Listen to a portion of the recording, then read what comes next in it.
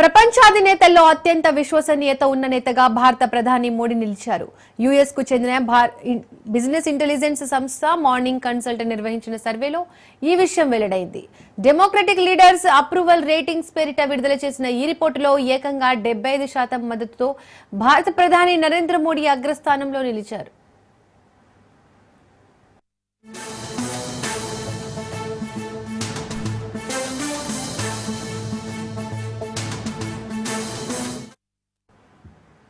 ఆయన తర్వాత south Korea కొత్త అధ్యక్షుడు లీ జే మ్యూంగ్ 59% అప్రూవల్ రేటింగ్ తో రెండో స్థానంలో ఉన్నారు. ప్రపంచానికి ఏకైక శాంతి దూతను తానే అని చెప్పుకుంటున్న యుఎస్ ప్రెసిడెంట్ డొనాల్డ్ ట్రంప్ కేవలం 45% మద్దతుతో 88వ ర్యాంకులో ఉన్నట్లు ఈ రిపోర్టులో వెల్లడైంది. ఈ సర్వేలో పాల్గొన్న ప్రజల్లో 75% మంది ప్రధాని మోడీకి మద్దతు ఇవ్వగా 18% వ్యతిరేకించారు. మరో 7% మంది ఎటు తేల్చుకోలేకపోయారని మార్నింగ్ కన్సల్ట్ వెల్లడించింది.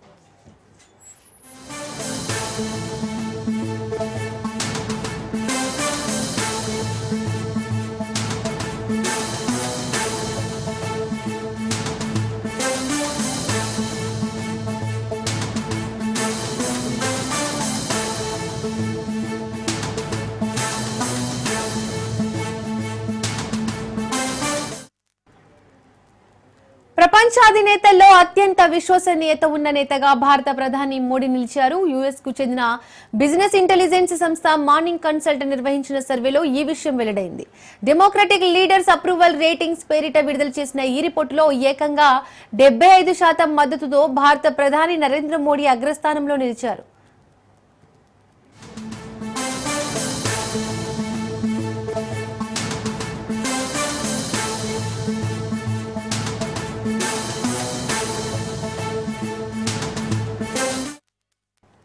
ఆయన తర్వాత సౌత్ కొరియా కొత్త అధ్యక్షుడు లీ జే మ్యూంగ్ 59% అప్రూవల్ రేటింగ్ తో రెండో స్థానంలో ఉన్నారు. ప్రపంచానికి ఏకైక శాంతి దూతను తానే అని చెప్పుకుంటున్న యుఎస్ ప్రెసిడెంట్ డొనాల్డ్ ట్రంప్ కేవలం 45% మద్దతుతో 8వ ర్యాంకులో ఉన్నట్లు ఈ రిపోర్టులో వెల్లడించింది. ఈ సర్వేలో పాల్గొన్న ప్రజల్లో 75% మంది ప్రధాని మోడీకి మద్దతు ఇవ్వగా 18% వ్యతిరేకించారు. మరో 7% మంది ఎటూ తేల్చుకోలేకపోయారని మార్నింగ్ కన్సల్ట్ వెల్లడించింది.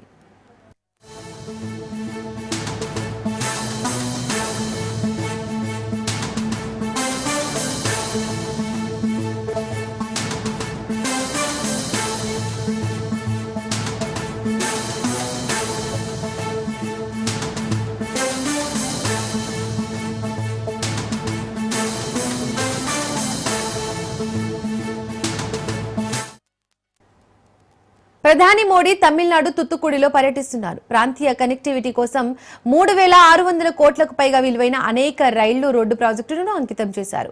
కుడంకుళం అణు విద్యుత్ ప్లాంట్ లో విద్యుత్ ప్రసారం కోసం అంతర్రాష్ట్ర విద్యుత్ ప్రసార వ్యవస్థకు శంకుస్థాపన చేశారు.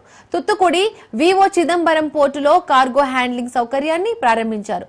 అలాగే తమిళనాడుకు 1030 కోట్ల విలువైన రైల్వే ప్రాజెక్టులను అంకితం చేయనున్నారు. మాల్దీవుల పర్యటనను ముగించుకొని తుత్తుకుడి చేరుకున్నారు ప్రధాని మోడీ.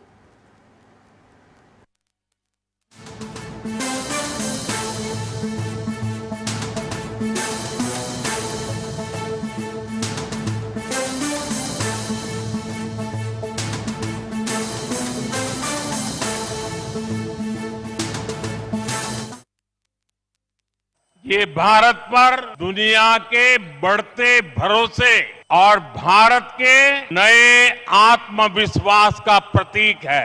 इसी आत्मविश्वास से हम विकसित भारत बनाएंगे, विकसित तमिलनाडु बनाएंगे। आज भी यहाँ भगवान रामेश्वर और भगवान तिरुचेंदूर मुरुगन के आशीर्वाद से तूतुकुड़ी में विकास का नया अध्याय लिखा जा रहा है। 2014 में तमिलनाडु को डेवलपमेंट के शिखर पर ले जाने का जो मिशन शुरू हुआ था, तूतुकुड़ी लगातार उसका साक्षी बन रहा है। पिछले साल फरवरी में मैंने यहाँ वीओ चिदम्बरनार पोर्ट के लिए आउटर हार्बर कंटेनर टर्मिनल का शिलान्यास किया था। उस समय सैकड़ों करोड़ रुपए के प्रोजेक्ट का इनॉग्रेशन भी हुआ था। सितंबर में मैंने नए तूतुकुड़ी इंटरनेशनल कंटेनर टर्मिनल का लोकार्पण किया था। आज एक बार फिर यहाँ 4800 करोड़ रुपीस के प्रोजेक्ट का लोकार्पण और शिलान्यास किया गया है। इनमें एयरपोर्ट, हाईवेज, पोर्ट और रेलवे के प्रोजेक्ट्स हैं और पावर सेक्टर से जुड़े अहम इनिशिएटिव भी हैं। मैं आप सभी को, तमिलनाडु की जनता को इसकी बहुत बहुत बधाई देता हूं।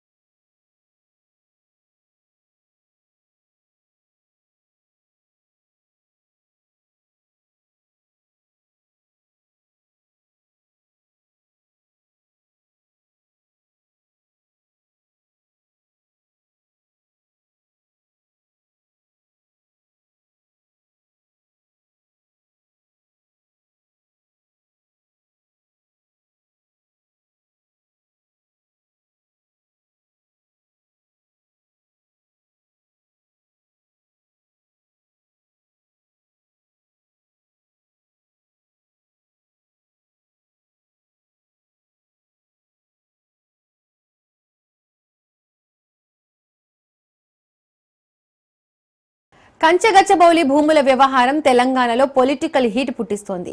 అటు కమలం ఇటు గులాబీ దళం నేతలు ఆరోపణలు ప్రత్యారోపణలు చేసుకుంటున్నారు. కంచగచ్చబౌలి భూములపై బీఆర్ఎస్ వర్కింగ్ ప్రెసిడెంట్ కేటీఆర్ సంచలన వ్యాఖ్యలు చేశారు. కాంగ్రెస్ బీజేపీ మధ్య ఉన్న భూబంధాన్ని బయటపెట్టారు. ఫ్యూచర్ సిటీ పేరుతో జరుగుతున్న దందాపై మండిపడ్డారు KTR. BJP MP CM Ramesh కు 1665 కోట్ల రోడ్డు కాంట్రాక్ట్ ఇచ్చారంటూ ముఖ్యమంత్రి రేవంత్ పై మండిపడ్డారు. కేంద్ర సాధికార కమిటీ రిపోర్ట్ పై చర్యలెందుకంటూ లేవంటూ ప్రశ్నించారు కేటీఆర్.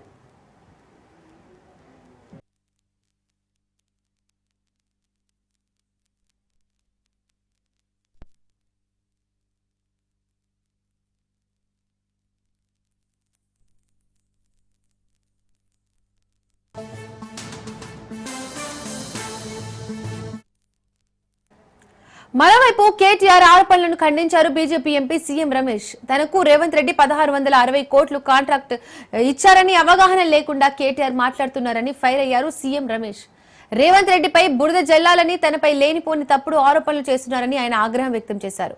ప్రజలను మభ్యపెట్టేందుకు కేటీఆర్ ఆరోపణలు చేస్తున్నారని ఎద్దేవా చేశారు సీఎం రమేష్. ఆరోపణలపై బహిరంగ చర్చకు సిద్ధమంటూ ఆయన సవాల్ విసిరారు.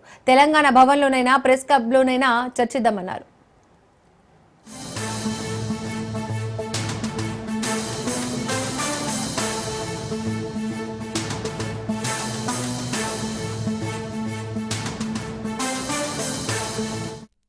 భూములు గిరివి పెట్టి 10,000 కోట్లు ఏదైతే దొంగతనంగా తెచ్చిండ్రో, అలా 2 చెరువులు ఉంటే చెరువులను కూడా తాకట్టు పెట్టి తెచ్చిండ్రో, ఈ లుచ్చా పని వెనకాల ఉన్నాడు ఒక బీజేపీ ఎంపీ అని చెప్పిన. పేరు చెప్పురు సార్ అని మొత్తం ప్రెస్ వాళ్ళు అడిగారు.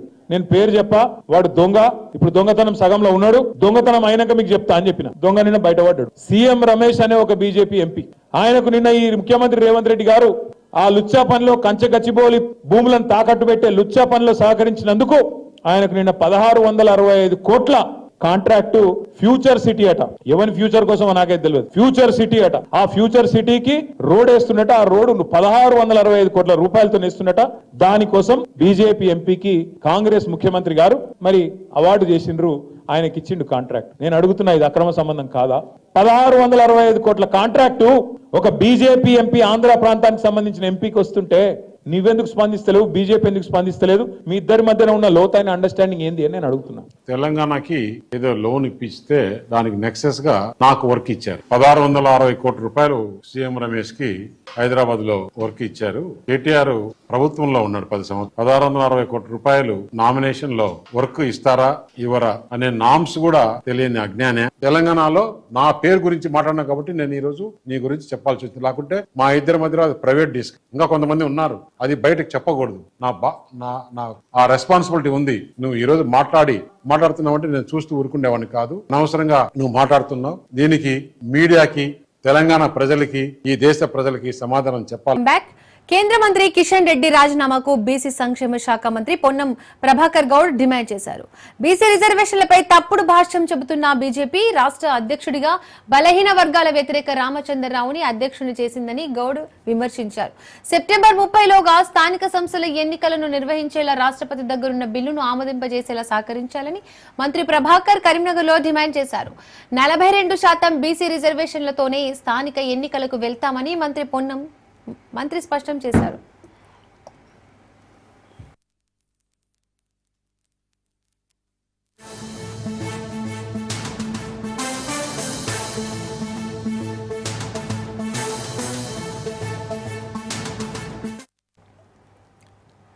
ప్రతిపక్ష నాయకుడు కేసీఆర్ ను తలుచుకోకుండా సీఎం రేవంత్ రెడ్డి ప్రసంగం ఉండదని మాజీ మంత్రి హరీష్ రావు కామెంట్స్ చేశారు. బీఆర్ఎస్వి రాష్ట్ర స్థాయి సదస్సు వేదికగా సీఎం రేవంత్ తీరుపై మండిపడ్డారు. ఏనాడు జై తెలంగాణ అని వ్యక్తి రేవంత్ అని, నేడు జై ఢిల్లీ, జై సోనియా, జై మోడీ అంటున్నాడని ఎద్దేవా చేశారు. తెలంగాణ ద్రోహుల చరిత్ర రాస్తే చంద్రబాబు పేరు మొదలు ఆ తర్వాత రేవంత్ పేరు వస్తుందని హరీష్ రావు అన్నారు. నీళ్లు ఏపీకి, నిధులు ఢిల్లీకి తరలిస్తున్నారని మండిపడ్డారు. ఏర్పడ్డప్పుడు ఒక నిర్ణయం జరిగింది. ఏంటిది? కృష్ణా గోదావరి 2 నదుల మీద అటు తెలంగాణ కానీ ఇటు ఆంధ్రప్రదేశ్ కానీ ఏ రాష్ట్రమైనా కొత్త ప్రాజెక్టు కట్టాలంటే సంబంధిత రివర్ మేనేజ్మెంట్ బోర్డు ఒప్పుకోవాలి. అదేవిధంగా అపెక్స్ కౌన్సిల్ ఒప్పుకోవాలి. గోదావరి నది మీద GRMB, Godavari river management board ఉంటుంది. కృష్ణా నది మీద KRMB, Krishna river management board ఉంటుంది. సో ఆ నది మీద ఏదైనా ఒక కొత్త ప్రాజెక్టు చేపడితే ఆ బోర్డు అనుమతి తీసుకోవాలి. బోర్డులు ఎవరు ఉంటారు? కేంద్రానికి చెందిన ఇంజనీర్లు, తెలంగాణ ఇంజనీర్లు, ఆంధ్రప్రదేశ్ ఇంజనీర్లు, ముగ్గురు ఉంటారు. దాని ఆమోదం పొందాలి. తెలంగాణ ముఖ్యమంత్రి, ఆంధ్రప్రదేశ్ ముఖ్యమంత్రి సభ్యులుగా అపెక్స్ కౌన్సిల్ ఉంటుంది. ఇటు బోర్డు ఒప్పుకోవాలి, అటు అపెక్స్ కౌన్సిల్ ఒప్పుకుంటేనే కొత్త ప్రాజెక్టు ఏ రాష్ట్రమైనా ప్రారంభించాలి అనేది పార్లమెంట్ లో మన రాష్ట్రం ఏర్పడ్డప్పుడు బిల్లు పాస్ అయినప్పుడు విభజన చట్టంలో పొందుపరచడం జరిగింది.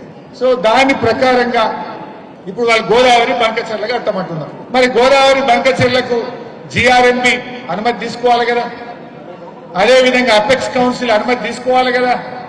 ఏదీ లేదు. GRMB అనుమతి లేదు, అపెక్స్ కౌన్సిల్ అనుమతి లేదు.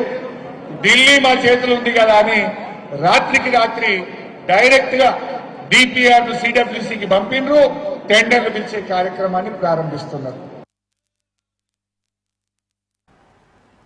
తెలంగాణ జాగృతి సంస్థను కొత్త సంస్థగా మార్చేందుకు ఆలోచనలు చేస్తున్నామని ఎమ్మెల్సీ కవిత సంచలన వ్యాఖ్యలు చేశారు. తోటి వారి గోప్యతను, మర్యాదను కాపాడకుండా ఏది పడితే అది మాట్లాడడం ట్రెండ్ గా మారిందన్నారు ఎమ్మెల్సీ కవిత. అయితే అందుకు యూట్యూబర్లు అండ కూడా బాగా ఉందన్నారు. తెలంగాణ జాగృతి నాయకురాలు తిట్టకుండా పదునైన విమర్శ చేయడం నేర్చుకోవాలన్నారు. తిట్లకు దిగజారమంటే విషయం లేదని, పక్కోడిని తిడుతున్నామంటే కంటెంట్ లేదన్నారు. మన ఆలోచనే ఆయుధంగా మారాలన్నారు. మేడ్చల్ జిల్లా కొంపల్లిలోని శ్రీ కన్వెన్షన్ లో తెలంగాణ జాగృతి ఆధ్వర్యంలో లీడర్ శిక్షణ తరగతులను నిర్వహించారు. గోప్యతను, తోటివాడి మంచిని, తోటివాడి మర్యాదను కాపాడకుండా నాకు వాక్ స్వాతంత్రం ఉంది కదా అని ఏది పడితే అది మాట్లాడి అలా ట్రెండ్ అయిపోయింది. దానికి ఏమనుకోదు. యూట్యూబర్ల అండ కూడా బాగా ఉన్నది. ఎవడెక్కువ తిట్లు తిడితే వాడికి అన్ని వ్యూస్ వస్తున్నాయి. అటువంటి కాలంలో మనం బతుకుతున్నాం. కానీ నా రిక్వెస్ట్ తెలంగాణ జాగృతి నాయకులకు, తిట్టకుండా పదునైన విమర్శ చేయడం నేర్చుకోండి. తిట్లకు దిగజారినం అంటే విషయం లేదని అర్థం. నువ్వు తిడుతున్నావు పక్కన అంటే కంటెంట్ లేదని అర్థం. కంటెంట్ లేదు కాబట్టి తిడుతున్నావు, క్యాలిబర్ లేదు కాబట్టి తిడుతున్నావు, లాజిక్ లేదు కాబట్టి తిడుతున్నావు. మన నాయకులు, మన కార్యకర్తలు మాత్రం దయచేసి లాజికల్గానే మాట్లాడాలి, కంటెంట్తోనే మాట్లాడాలి, క్వాలిటీతోనే మాట్లాడాలి. తిట్లకు మాత్రం పోవద్దు. ఆ విషయాన్ని దయచేసి గుర్తుంచుకోవాలి. మనకు వాక్ స్వాతంత్రం ఉంది కాబట్టి ఏది పడితే అది మాట్లాడతాం అనుకోకుండా పనిచేయాలని చెప్పి నేను కోరుతా ఉన్నాను. మనం ఈ సామాజిక స్పృహను, సాంస్కృతిక స్పృహను రెండింటిని తీసుకొని ముందుకెళ్దాం. కార్గిల్ విజయ్ దివాస్ చారిత్రాత్మక ఘట్టమని, మన సైనికుల ధైర్య సాహసాలు, త్యాగం మరవలేనివన్నారు కేంద్ర మంత్రి బండి సంజయ్. పాకిస్తాన్ తోక ముడిచిన రోజు కార్గిల్ దివాస్ అన్నారు బండి సంజయ్. ఆపరేషన్ సింధూర్ తో మోడీ పాకిస్తాన్లోని ఉగ్ర స్థావరాలను 20 నిమిషాల్లో ధ్వంసం చేశారని, సైనికుల త్యాగాలను కొనియాడారు. ప్రపంచ దేశాలలో మన ఎంపీలు తిరిగి పాకిస్తాన్ టెర్రరిస్ట్ దేశమని చాటి చెప్పారన్నారు. పాకిస్తాన్ వచ్చి కార్గిల్లో మన సైనికులను హతమార్చిన తర్వాత అప్పుడు అటల్ బిహారీ వాజ్పేయి గారి గవర్నమెంట్ వెంటనే పోయి పాకిస్తాన్ లోపల చొరబడి వాళ్ళని ఏ విధంగా సైనిక స్థావరాలను హతమార్చిందో ఒక్కసారి మనం గుర్తుంచుకోవాలి. ఆ అమరుల యొక్క త్యాగాలను ఎప్పుడు ప్రభుత్వం వృధా చేయాలి. మొన్న తెలుసు సింధూర్ తెలుసా? సింధూర్లో ఏం జరిగింది తెలుసు కదా. నీ మతమేందిరా అని చెప్పి హిందూ అని చెప్తే కాల్చి చంపేసిండు. అవునా కదా? కానీ నరేంద్ర మోడీ గారు ఏం చేశారు? మన సైనికులు ఏం చేశారు? అరే నువ్వు మామూలను చంపుతావు వారం అడ్డ మీదకి వచ్చని చెప్పి మళ్ళా ఇక్కడి నుంచి మన సైనికులు పోయి పాకిస్తాన్ లోపల వాళ్ళ ఇంట్లో చొరబడి 20 నిమిషాల్లో మన శత్రు స్థావరాలన్నింటినీ కూడా మిలిటరీ స్థావరం దెబ్బతీసి వచ్చినటువంటి వీర సైనికులు మన సైనికులు. ఎక్కడ వణికిపోయే ప్రసక్తి లేదు. ఆ రోజు దేశం అంతా ఒక్కటైంది, దేశం మొత్తం ఒక్కటైంది. మొన్న కూడా పాకిస్తాన్ యొక్క కుట్రలను ప్రపంచానికి చెప్పాలనే ఆలోచనతో అన్ని పార్టీలకు సంబంధించిన పార్లమెంటు సభ్యులు ప్రపంచం అంతా తిరిగి పాకిస్తాన్ ఈ విధంగా కుట్రలు చేస్తున్నది, మా దేశాన్ని నాశనం చేయడానికి ప్రయత్నం చేస్తున్నది, పాకిస్తాన్ టెర్రరిస్ట్ దేశం అని చెప్పి అన్ని పార్టీలకు సంబంధించిన ఎంపీలు ప్రపంచం అంతా చెప్పొచ్చారు. కాబట్టి ఇటువంటి దేశ రక్షణ విషయంలో ఏ రాజకీయాలకు తావు లేకుండా మనం కాపాడుకునే ప్రయత్నం చేస్తున్నాం. బీజేపీ స్టేట్ చీఫ్ రామచంద్రరావు ఎదుటే పాలమూరులో వర్గపోరు బయటపడింది. స్థానిక ఎంపీ డీకే అరుణ వర్గం, మరో నేత శాంతి కుమార్ వర్గాలు రామచంద్రరావు వేదికపై ఉండగానే తోపులాటకు దిగాయి. గోబ్యాక్ డీకే అరుణ, గోబ్యాక్ శాంతి కుమార్ అంటూ పోటాపోటీ నినాదాలతో పాలమూరు జిల్లా కార్యకర్తల సమావేశంలో ఉద్రిక్తత చోటు చేసుకుంది. పార్లమెంట్ ఎన్నికల్లో డీకే అరుణకు శాంతి కుమార్ వర్గం సపోర్ట్ చేయలేదని ఎంపీ వర్గం గుర్రుగా ఉంది.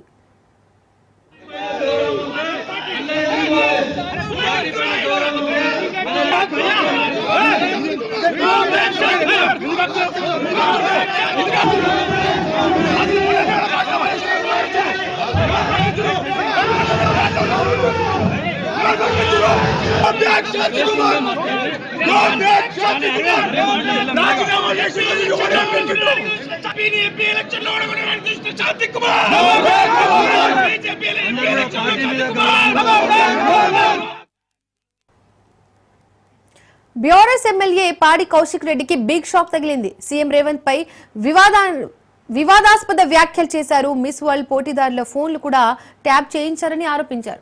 అయితే తనవి ఆరోపణలు కాదు, వాస్తవాలు అన్నారు. దీంతో అనుచిత వ్యాఖ్యలపై కాంగ్రెస్ నేతలు తీవ్ర స్థాయిలో మండిపడ్డారు. దీంతో రాష్ట్ర వ్యాప్తంగా ఎమ్మెల్యేలపై పోలీస్ స్టేషన్లలో ఫిర్యాదు చేశారు. ఇందులో భాగంగా కాంగ్రెస్ నేతలు రాజేంద్రనగర్ పోలీస్ స్టేషన్లో సీఎంపై చేసిన అనుచిత వ్యాఖ్యలపై వీడియోలను సహా ఫిర్యాదు చేశారు. దీంతో రాజేంద్రనగర్ పోలీసులు ఎమ్మెల్యే కౌశిక్ రెడ్డిపై కేసు నమోదు చేసుకున్నారు.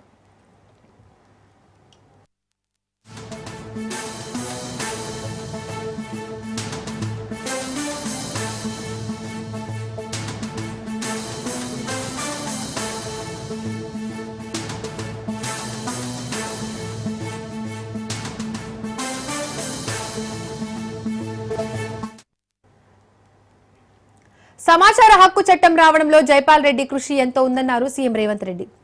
సంస్కరణల అమలుకు ఆయన ఎంతో తాపత్రయపడేవారన్నారు. కల్వకుర్తి ప్రాంతంలో మార్పుల కోసం ఎంతో కృషి చేశారన్నారు. ప్రజాస్వామిక విలువలు తగ్గి పొలిటికల్ మేనేజ్మెంట్ పెరిగిందన్నారు రేవంత్ రెడ్డి. జైపాల్ రెడ్డి నమ్మిన సిద్ధాంతాన్ని ముందుకు తీసుకెళ్తామని సీఎం రేవంత్ అన్నారు. జైపాల్ రెడ్డికి ప్రతిపక్ష పార్టీలతో సిద్ధాంతపరంగా మాత్రమే విభేదాలు ఉండేవని, రాజకీయాల్లో 40 ఏళ్ల పాటు ఆయన అజాత శత్రువుగా ఉన్నారని చెప్పారు. In recognition of his outstanding and distinctive వారిని ఎప్పుడూ రాజకీయ ప్రత్యర్థిగానో సిద్ధాంత విభేదాలు మాత్రమే వారితో ఉండేవి. వ్యక్తిగతమైన వైరం ఎప్పుడు జయపాల్ రెడ్డి గారికి దేశ రాజకీయాల్లో ఎప్పుడు లేదు. వారు ప్రతిపక్షంలో ఉండి మాట్లాడిన ప్రసంగాలు, విశ్లేషించిన విధానం, ఈ రోజుకు పార్లమెంట్లో సెంట్రల్ హాల్లో సీనియర్స్ను కలిసినప్పుడు తెలుగు రాజకీయాల నుంచి తెలంగాణ ప్రాంతం నుంచి ప్రాతినిధ్యం వహిస్తున్నాము అని తెలిసినప్పుడు ప్రొఫెసర్ సౌగత్ రాయ్ లాంటి సీనియర్ పార్లమెంటేరియన్స్ చాలా సందర్భాలలో సెంట్రల్ హాల్లో గుర్తు చేస్తూ ఉంటారు. బలమైన ముద్ర దేశ రాజకీయాలలో. మన రాష్ట్రంలో ఆనాడు ప్రతిపక్షంలో జయపాల్ రెడ్డి గారు ముద్ర వేసిండ్రు అని అంటే ఇది మన ప్రాంతం అనుకోవచ్చు. ఈ ప్రాంతం నుంచి 84లో మొదటిసారి పార్లమెంట్కి వెళ్ళినప్పుడు వారు దాదాపుగా 35 సంవత్సరాలు వెనుదిరిగి చూడకుండా దేశ రాజకీయాలలో వారు రాణించారు. 50 సంవత్సరాలు సరిగ్గా 69లో వారు ప్రజా జీవితంలో అడుగు పెడితే 2019 వారి చివరి శ్వాస వరకు ప్రజల పక్షాన ప్రజా సమస్యల్ని పరిష్కరించడానికి, ఈ దేశంలో ప్రజలకు ఉపయోగపడే విధి విధానాలను అమలు చేయడంలోనే వారు కృషి చేసిండ్రు. ఈ ప్రాంతానికే గౌరవం తీసుకొచ్చి ఈరోజు దేశ రాజకీయాలను గమనించినప్పుడు తెలంగాణ ప్రాంతం యొక్క పాత్రను మనం చూసినప్పుడు ఈ ప్రాంతం నుంచి గొప్పగా రాణించింది పివి నరసింహారావు గారు. పివి నరసింహారావు గారి తర్వాత ఆ స్థాయిలో గుర్తింపు, గౌరవాన్ని చట్టసభలలో తీసుకొచ్చింది జయపాల్ రెడ్డి గారు అని చెప్పి ఈ సందర్భంగా మనం అందరం గుర్తు చేసుకోవాలి. దేశ రాజకీయాల మీద చెరగని ముద్ర వేసిన Jaipal Reddy memorial awards receivers wanted to congratulate them. This is one of the rarest opportunity. మాజీ మంత్రి ఆర్కే రోజా వ్యాఖ్యలపై హోంమంత్రి అనిత ఫైర్ అయ్యారు. సభ్యత సంస్కారం లేకుండా మాట్లాడే వారి గురించి ఏం మాట్లాడతామన్నారు. రాజకీయ నాయకులు ప్రజలకు ఆదర్శంగా ఉండాలని, కానీ కొందరు ఫ్రస్ట్రేషన్ ని తట్టుకోలేక అసభ్యంగా మాట్లాడుతున్నారని విమర్శించారు. ఆ మాటల వల్ల సానుభూతి వస్తుందని అనుకుంటున్నారు, కానీ ప్రజలు మాత్రం వారిని అసహించుకుంటున్నారని అన్నారు. Peddireddy Ramachandra Reddy gunman suspend వ్యవహారాన్ని తప్పుపట్టాల్సిన అవసరం లేదని చెప్పుకొచ్చారు మంత్రి. గన్ మ్యాన్ అనే వారిని వ్యక్తిగత భద్రత కోసం ఇస్తారు, అలాంటి వారిని అటెండర్లా వాడుకోవడాన్ని తప్పుపట్టారు. రాష్ట్రం సుభిక్షంగా ఉండాలి, రాష్ట్రంలో ప్రజలందరూ కూడా హ్యాపీగా ఉండాలి, ఎటువంటి దుష్టశక్తుల ప్రభావాలు కూడా రాష్ట్రం మీద పడకూడదు అని చెప్పి అమ్మవారిని అదేవిధంగా అయ్యవారిని ఇద్దరిని కూడా కోరుకొని రావడం జరిగింది. ఈరోజు అందరూ బాగుండాలని మనస్ఫూర్తిగా ఏమండి. లిక్కర్ వ్యవహారంలో సిట్ దర్యాప్తు కొనసాగుతుంది, అది మీకు కూడా తెలుసు. దర్యాప్తులో భాగంగా వాళ్ళు ఏం చేస్తున్నారో మీకు అందరికీ కూడా తెలుస్తున్నాయి. కొన్ని విషయాలు ఆ విచారణకి వదిలేయాలి. విచారణ జరుగుతుంది కాబట్టి విచారణ జరగనివ్వండి. విచారణ జరిగిన తర్వాత ఏం జరిగింది, ఎలా జరిగింది అన్నది డిపార్ట్మెంట్ వాళ్ళు కూడా చాలా క్లియర్గా మీకు చెప్తారు.